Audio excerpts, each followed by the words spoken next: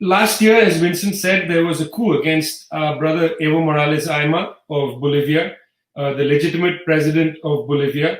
When the coup happened, honestly, I'm not a naive person. I better start my timer, otherwise I'm going to go on and on.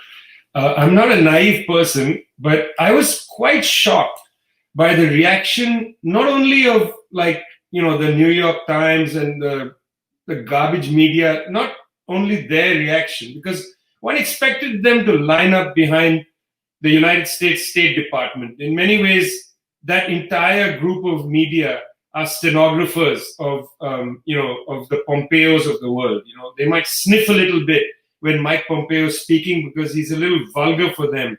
But they basically agree with the Pompeo-Trump approach to Venezuela, to Iran, to China, and so on. There's broad ruling class agreement in the United States. I wasn't surprised about that. I was actually surprised that the so-called Western left was lining up to cheer the coup against Evo Morales because they felt, well, as Vincent rightly said, they were saying things like, well, he lost support and so on. As if that is a sufficient reason to overthrow somebody. After all, after the third election, Evo Morales had a mandate till January. So why was he driven out of power in November? His mandate didn't end until January. Now it turns out, and Manuel Bertoldi and I have written a piece about this for Globetrotter, it turns out that a number of American political scientists have looked at the election data forensically, and they've shown that there's no question of fraud in the October 2019 election in Bolivia. No question that this was the Organization of American States playing a very dirty game, which was used by the US government and the far right wing in Bolivia to put pressure on Evo Morales and the MAS. They used General Kaliman, who had been on a training course in the United States, to go and essentially tell Morales time to leave. It was a coup, and I'm amazed and quite shocked that sensible people are still unwilling to call it for what it was. What the hell else was it? It was a coup d'etat against a person who had governed for 14 years. I want people to think about this. Today is the birthday of Eduardo Galeano, one of my great friends and a superb writer, great inspiration to people like us. Eduardo, in Open Veins of Latin America, writes about the destruction of what becomes Bolivia from the time of the conquest out till, yesterday. The destruction, the resources taken out of their large indigenous population, completely set aside, marginalized, treated as labor, not treated as human beings. And then arrives MAS, then arrives Evo, then arrives that whole movement that after Cochabamba, after the gas wars, the water wars, they come to office in Bolivia and they start a process of democratizing society and, mark this, democratizing the economy. When we talk about anti-capitalist movements in the global south, it's not about human rights and democracy, fellas. It's about democratizing the economy. And that's what Evo and MAS do in Bolivia. It's because of that they had to get rid of Morales, because he was one of the last shining lights of governments which had been able to totally pivot and transform an economy that had been utterly treated as an imperial outpost of multinational US and Canadian companies. Let's not forget the Canadians. Over 60% of mining companies are based in Canada, things like Barrick Gold and so on. The Canadian and US companies have treated Bolivia essentially as the place from which they've stripped out whatever wealth is possible and left the people behind. Well, Morales, just before the coup, was at the UN and he laid out a bunch of statistics, showed that poverty had declined in Bolivia from about 38% of the population to around 15%, that life expectancy had risen by 9 full years, that because of MAS, because of the struggle of the women comrades in MAS, more than 50% of the people in the legislature in Bolivia were women representatives. These were substantial gains for a country that had been treated so wretchedly by imperialism and colonialism. And it's a bloody irony that we live in a world where the colonial and imperial countries are the ones that come out there and they tell us what human rights are. I am unprepared to listen to the US government lecture me about human rights. I don't want Boris Johnson of all goddamn people to tell me about human rights. I don't need the French to go to Beirut and tell people about good governance and human rights. And I certainly don't want the Belgians to walk around the Congo or the Dutch to stroll around in Indonesia in their nice cut suits talking about human rights. These people are yet to apologize for the history of colonialism, and they're yet to provide adequate reparations. You know what would be a good beginning? We don't want their reparations as such unless we can seize it from them. A good beginning is if they totally cancel the $13 trillion of debt, which is going to increase during this COVID-19 pandemic and its aftermath. They don't even want to suspend debt payments. They're unwilling to do that, let alone cancel the debt. We are demanding a total cancellation of all debt. There should be no question that the London Club and the Paris Club should have no rights at any table to talk about debt servicing. You know why I'm saying this to you? If I go to a casino and I put money down on Black 19 or whatever, and my number doesn't come up, I lose the money. But the way the Paris and London clubs, these are the debt securing agencies, work, is when these Western banks and wealthy bondholders lend money to Argentina or when they lend money to Indonesia, whether the ball comes on their number or not, they get paid. And I think they have stopped, being essentially penalized for taking bad decisions. It's the banks and the bondholders that don't deserve to be paid anymore.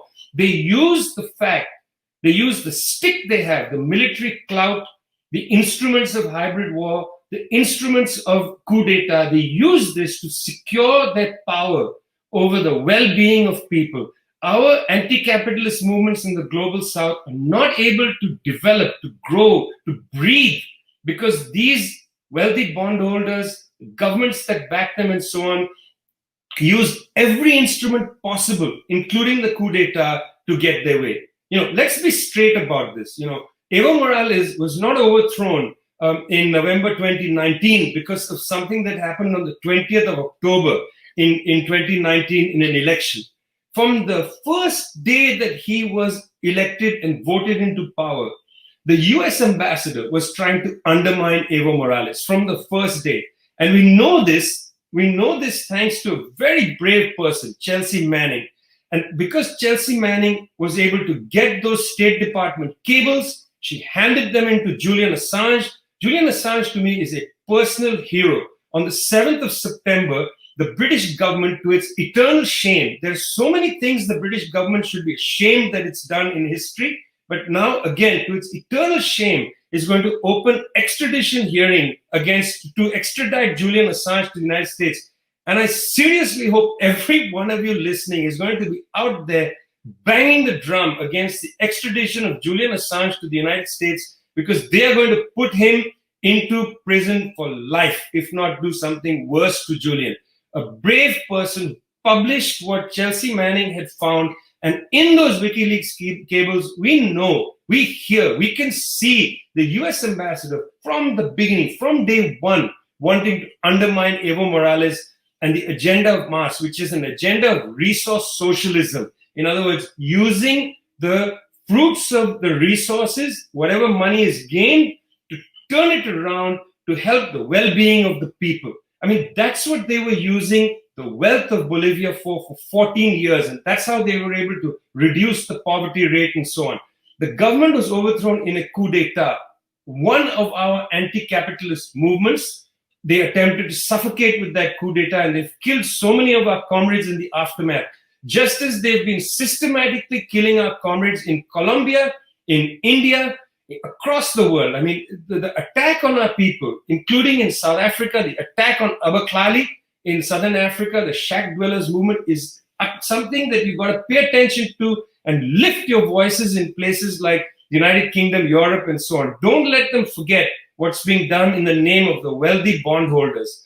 Well, they do all that. That's all very well. They overthrow Evo Morales. And then Janet Áñez, who is the so-called president of Bolivia, has essentially suspended elections forever.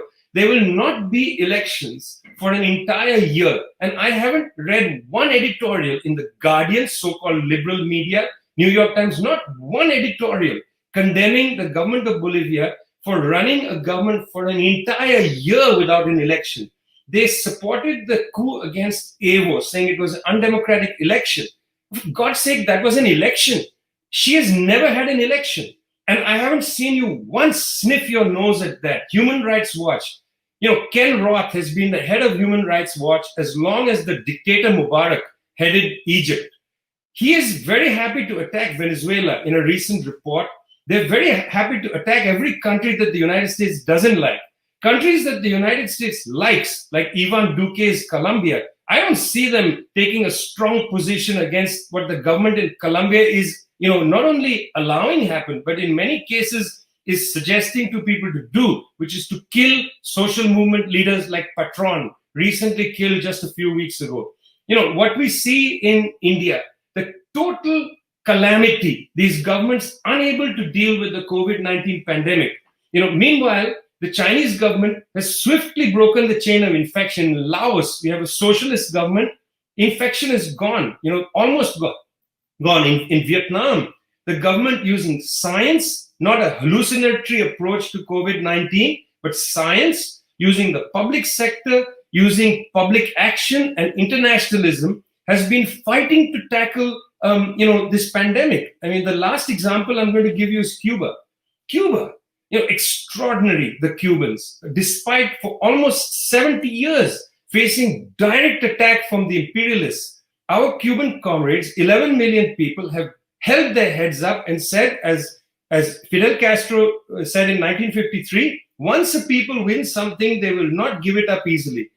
29,000 medical students walked out of their dormitories in Cuba and tested every one of the 11 million Cuban people living in Cuba. They tested everybody. They are taking care of their people. These small socialist experiments like we see in Cuba or we see in our many movements around the world, we are committed to the well-being of the people of the world.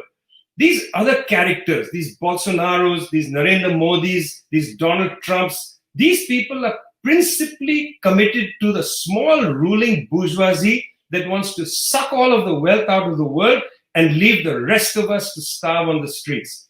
I mean, you have to make a choice. When you look at something that happened in Bolivia, you have to make a choice. Where do you want to stand? Do you want to stand with the hyperventilating liberalism of the New York Times, which is perfectly happy to see people starve on the streets of the United States, hasn't made hunger in the United States an issue?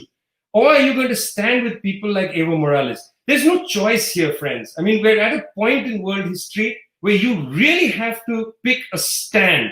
Are you going to stand with the movements in Bolivia that were trying to bring justice to the people? Or are you going to stand with the military, with the fascists of that Santa Cruz committee? You're going to stand with the RSS in India? Are you going to stand with people like that? That's the choice you have.